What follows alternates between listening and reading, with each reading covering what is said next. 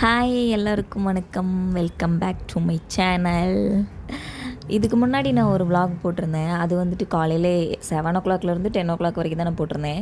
இப்போ நான் போட போகிற vlog வந்து 10 o'clockலேருந்து 1 o'clock வரைக்கும் vlog தான் போட போகிறேன்.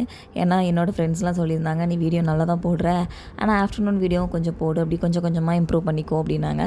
அதனால சரி இன்றைக்கி ஒரு vlog போட்டுருவோம் அப்படின்னு வந்தேன். குழந்தைங்கள வச்சுட்டு vlog போடுறதெல்லாம் எவ்வளோ பெரிய விஷயம் தெரியுமா அப்படின்னு சொல்லிட்டு என் ஃப்ரெண்ட்ஸ் எல்லாம் நேற்றுக்கு தான் என்னை என்கரேஜ் பண்ணியிருந்தாங்க.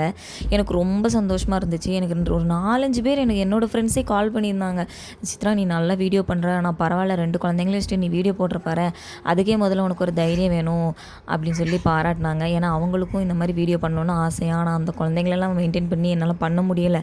எனக்கும் ஆசையாக இருக்குது இந்த மாதிரி பண்ணணும் வைக்கணும் அப்படின்னு சொல்லிட்டு, ஆனால் என்னால் பண்ண முடியல. சரி நீயாச்சும் பண்ணு அப்படின்னு சொல்லிட்டு நேற்று நிறைய பேர் எனக்கு கால் பண்ணாங்க, நிறைய பேர் மெசேஜ் பண்ணியிருந்தாங்க.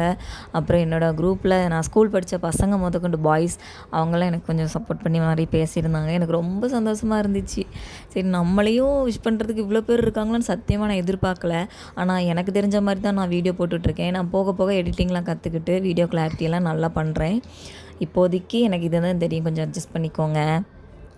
என்னோடய அட்வைஸ் படி எனக்கு தெரிஞ்சு பேசாமல் யாரும் படிக்காதீங்க. பொண்ணுங்கள்லாம் படிக்காமல் ஒரு குக்கிங் கிளாஸ்க்கு போங்க. குக்கிங் கிளாஸ்க்கு போயிட்டு அதுக்கப்புறம் கல்யாணத்துக்கு வந்துட்டு, ஏன்னா அதுதான் நமக்கு கை கொடுக்குது, வேறு எதுவுமே கை கொடுக்கல.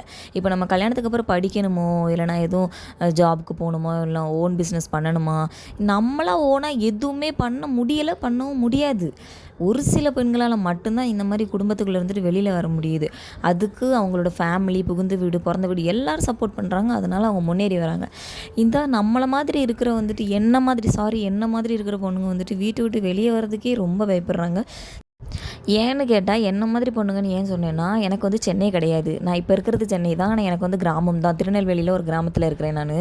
அதனால் எனக்கு வந்து இங்கே வெளியில் போகிறதுக்கு பயம், தனியாக வெளில போகிறதுக்கு பயம், வண்டி ஓட்டுறதுக்கு பயம், கடைக்கு போகணுன்னா பயம். வீட்டுக்குள்ளேயே இருந்து தான் நான் எல்லா வேலையும் பார்க்குறேன். என் வீட்டுக்கார் மட்டும்தான் எனக்கு எங்கே போனாலும் எல்லாம் வாங்கிட்டு வருவார், வைப்பார். தனியாக நான் இது வரைக்கும் எங்கேயுமே போனது கிடையாது, வச்சது கிடையாது. நான் வந்து 8 வருஷம் ஆகுது. இப்போ தான் கொஞ்சம் நான் வெளியே போக ஆரம்பிச்சிருக்கேன். இப்போ சோஷியல் மீடியாவில் வந்துட்டு நான் இன்ஸ்டாகிராமில் ரீல்ஸ் பண்ணுறதுனாலே என்ன சொல்லுவாங்க தெரியுமா, ஊருக்கு போனால் என்ன ரீல்ஸ் பண்ணலையா, நீ எல்லாம் வீட்டில் வேலை பார்க்குறியா இல்லையா, மனசுக்குள்ளே நினைப்பாங்க, இவள் வீட்டில் வேலை பார்க்குறா இல்லையா, எப்போ பார்த்தா ரீல்ஸ் பண்ணிக்கிட்டே இருக்கா, குழந்தைங்களாம் பார்க்குறாளா இல்லையா, இந்த மாதிரிலாம் பேசுகிறது உண்டு. நானும் கேள்விப்பட்டிருக்கேன் இந்த மாதிரி பேசி. இப்போ தெரிஞ்சுப்பாங்கல்ல, நான் யூடியூப் சேனல் ஓப்பன் பண்ணுறது மூலமாக தெரிஞ்சுப்பாங்கல்ல நான் வீட்டில் வேலை பார்க்குறேன்னா இல்லையா, என்ன பண்ணிவிட்டு நான் ரீல்ஸ் பண்ணிகிட்ருக்கேன் வச்சிகிட்ருக்கேன் அப்படின்ற மாதிரி. இவங்களுக்கெல்லாம் சோஷியல் மீடியாவில் வந்துட்டா நம்ம அதிலேயே ஃபோக்கஸ்டாக இருப்போம்னு மட்டும் நினச்சிக்கிட்டு இருக்காங்க. நமக்கு அதையும் தாண்டி நிறைய வேலை இருக்குது. இப்போ நீங்கள் இதில் பார்த்துட்ருக்கீங்கல்ல, இப்போ நீங்கள் இதில் பார்த்துட்ருக்க மாதிரி நான் எல்லா வேலையும் முடிச்சுட்டு தான் நான் ரீல்ஸே பண்ணுவேன். அதுலேயும் என்றைக்கு நான் ரொம்ப ஃப்ரீயாக இருக்கணும் அன்றைக்கி நான் பண்ணுவேன். இல்லைனா என் பையன் மதியம் தூங்கிட்டேன்னா நான் அப்போ பண்ணுவேன். அதுக்கு முன்னாடிலாம் நான் அந்த மாதிரி வேலையை முடிச்சுட்டு மட்டும்தான் நான் பண்ணுவேனே தவிர, எல்லா வேலையும் அப்படி இப்படியே போட்டு பசங்களை பட்னியாக போட்டு யாரையும் கவனிக்காமல் விட்டுலாம் நான் வேலைலாம் ரீல்ஸ் எல்லாம் பார்க்க மாட்டேன். புரியுதுங்களா? சோஷியல் மீடியாவில் வந்துட்டாலே நமக்கு வந்துட்டு காதை வந்து செவிடாக தான் வச்சுக்கணும். காதை வந்துட்டு கண்டிப்பாக செவிடாக்கி வச்சுக்கணும். ஏன்னா நிறைய பேர் இந்த மாதிரி நம்மளை பற்றி பேசுவாங்க, அதெல்லாம் காதில் வாங்கிட்டேன்னு வச்சுக்கோங்களேன், ரொம்ப டிப்ரெஷன் ஆகிடுவீங்க.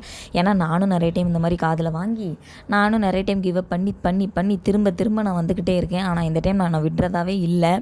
அது மாதிரி இன்னொன்று என்னென்னா, நம்ம சோஷியல் மீடியாக்குள்ளே வந்துட்டோன்னா நம்ம யாரையுமே நம்பக்கூடாது. அவங்கள நம்பி இவங்க நமக்கு சப்ஸ்கிரைப் பண்ணுவாங்க, இவங்க நமக்கு ஷேர் பண்ணுவாங்க, இவங்க நமக்கு லைக் பண்ணுவாங்க அப்படின்ற ஒரு எண்ணத்தில் வந்து நம்ம எப்போவுமே ஸ்டார்ட் பண்ணவே கூடாது. உங்களை மட்டும் நம்பி நீங்கள் யூடியூப் ஸ்டார்ட் பண்ணுங்கள், இல்லை வீடியோ போடுங்க, என்ன வேணாலும் பண்ணுங்கள். ஆனால் யாரையுமே நம்ப வேண்டாம்.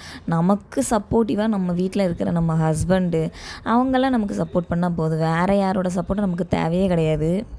எத்தனை தடைகள் வந்தாலும் நமக்கு பிடிச்சதை நம்ம நேர்மையான வழியில் பண்ணிட்டு போனால் போதும். ஸோ உங்களுக்கு பிடிச்சதை நீங்கள் தைரியமாக பண்ணலாம். அது தப்பாக இருந்தால் கண்டிப்பாக நீங்கள் பண்ணக்கூடாது. உங்களுக்கு என்ன பிடிக்குதோ அதை பண்ணுங்கள். அதை தான் நான் சொல்லுவேன். இப்போ நான் பண்ணிகிட்ருக்க மாதிரி இந்த மாதிரி கூட பண்ணி நீங்கள் வீடியோ போடலாம். ஏன்னா எனக்கே இப்போதைக்கு இந்த மாதிரி மோட்டிவேட் பண்ணுறதுக்கு ஆள் இல்லை. இப்போ தான் கொஞ்சம் கொஞ்சமாக மோட்டிவேட் பண்ணுறாங்க. நானும் முன்னேறி வருவேன்னு எனக்கு நம்பிக்கை இருக்குது. பார்க்கலாம். அது மாதிரி நீங்கள் நினச்சிக்கலாம், நான் என்னடா வீடியோ போடும்போதெல்லாம் எப்போவுமே குளிக்கிறதுக்கு முன்னாடி எல்லா வீடியோவும் போடுறேன் அப்படின்ட்டு. எனக்கு இந்த மற்றவங்கள மாதிரி வீடியோக்காக காலையில் குளிச்சுட்டு எந்திரிச்சு பல்ல விளக்கிட்டு அந்த மாதிரி வேலை பார்க்குறதெல்லாம் பிடிக்காது. எந்திரிச்சு ஃபேஸ் வாஷ் பண்ணிட்டு ப்ரஷ் பண்ணிவிட்டு அந்த மாதிரி தான் நான் வேலை பார்ப்பேனே தவிர, குளித்து முடிச்சுட்டு எனக்கு வேலை பார்த்த மாதிரி இருக்காது. அதுக்கப்புறம் எனக்கு ரொம்ப ஒரு மாதிரியாக இருக்கும், கசகசன்னு இருக்கும். அதனால் நான் எல்லா வேலையும் முடிச்சுட்டு பசங்களெல்லாம் பார்த்ததுக்கு அப்புறம் தான் நான் குளிக்கவே செய்வேன். எனக்கு அப்போ தான் ஃப்ரெஷ்ஷாக இருக்கும். அது ஏன்னா 2 பசங்களை வச்சு சமாளிக்கிற அம்மாவுக்கு மட்டும்தான் தெரியும். நம்ம டைமுக்கு குளிக்க முடியாது, சாப்பிட முடியாது, தூங்க முடியாது, எதுவுமே பண்ண முடியாது. எப்போவுமே அவங்க மேலே தான் ஃபோக்கஸாக இருக்கிற மாதிரி நமக்கு இருக்கும். இப்போ கூட என் பையன் பக்கத்தில் என் மடியில் தாங்க உட்காந்துருக்கான். அவனை வச்சுட்டு தான் நான் இந்த வாய்ஸ் ஓவர் கொடுத்துட்ருக்கேன். அதே மாதிரி நான் உங்களுக்கு அட்வைஸ் பண்ண வேண்டியதான், நீங்கள் தைரியமாக இருங்க, பாசிட்டிவாக இருங்க, பிடிச்சதை பண்ணுங்கன்னு. இதுக்கு முன்னாடி நானும் இப்படி தான், எனக்கு சொல்ல ஆள் இல்லாமல் நானும் ஒரு முக்கில் இருந்து ஒவ்வொன்றும் ஒப்பாரி வச்சுட்டு தான் இருந்தேன். நமக்கு அழுகிற டைமில் நம்ம என்ன பண்ணணுன்றதை யோசித்து அதுக்கான நடைமுறை நம்ம செயல்படுத்தினாலே நம்மளோட பாதி வேலை முடிஞ்சிடும். அழுதுட்டு இருந்தால் இங்கே ஒரு யூஸும் கிடையாது. அழுங்க, எவ்வளோ அழணுமோ அழுங்க. அழுது முடிச்சுட்டு அடுத்த கட்ட வேலையை பாருங்கள். அழுதுட்டு இருக்கதே ஒரு வேலையாக வச்சுக்காதீங்க. சில நேரம்லாம் பசங்களை சமாளிக்க முடியாமல் எத்தனையோ நாள் நானே தனியாக உட்காந்துருந்து அழுதுகிட்டு இருந்திருக்கேன். என் வீட்டுக்காரர்கிட்ட கோவப்பட்டிருக்கேன், பசங்கக்கிட்ட கோவப்பட்டிருக்கேன். யாரையாவது பிடிச்சி அடிச்சிடலாம் போல் வரும்.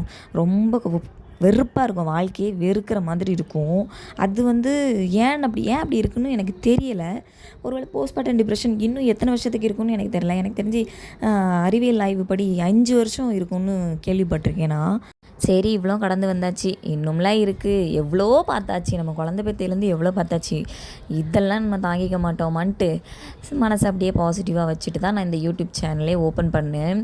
முடிஞ்ச அளவுக்கு எனக்கு சப்போர்ட் கொடுங்க. பாருங்கள், இப்போ என்னோடய வேலையெல்லாம் நான் முடிச்சிட்டேன். இப்போ வீடு இந்த மாதிரி இருக்குதா, என் சின்ன பையன் முடித்தான்னா அந்த வீடு மாதிரியே இருக்காது. டாய்ஸ் எல்லாமே வீடு ஃபுல்லாக ஆக்கி வச்சுருவான். என் வீட்டுக்கார் சாப்பிட வந்துட்டார் மதியம் 1 மணிக்கு. இப்போது கரெக்டாக டைம் 1 மணிங்க. 1 மணி ஆனாலே அவர் சாப்பிட வந்துடுவார்.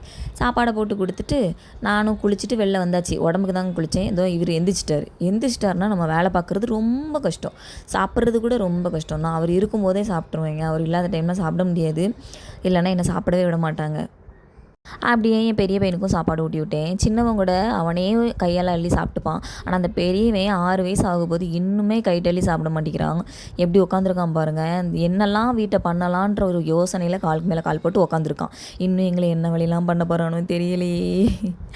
ஆனால் இவன் சமத்தா சாப்பாடை வாங்கிப்பான். எனிவே, உங்களுக்கு இந்த vlog பிடிச்சி இருந்துச்சுன்னா மறக்காமல் சப்ஸ்கிரைப் பண்ணுங்கள், லைக் பண்ணுங்கள், ஷேர் பண்ணுங்கள். டாட்டா, பாய்.